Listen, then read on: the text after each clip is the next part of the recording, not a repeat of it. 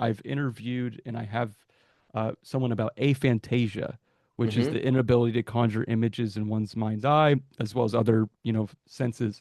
Hmm. I, I guess, yeah, what are some ways that we could qualify the experience of mind wandering, whether that's, visual or auditory?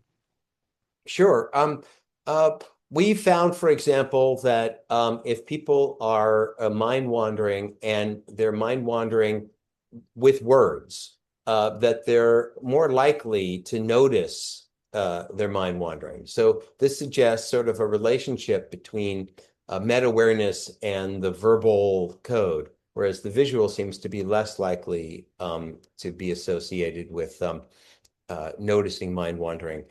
We've looked to see if people are looking at visual images, and we then look to see whether or not they're mind wandering while they're looking at the visual images.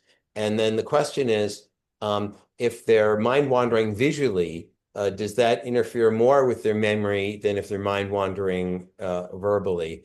And what we found is that indeed, if you're mind wandering while you're looking at images, you're less likely to remember them. So that sort of fits with the standard thing. But we didn't find a relationship between visual versus a verbal mind wandering and the interference, which was a little bit surprising, but that's sort of what the data shows. And then we've also looked at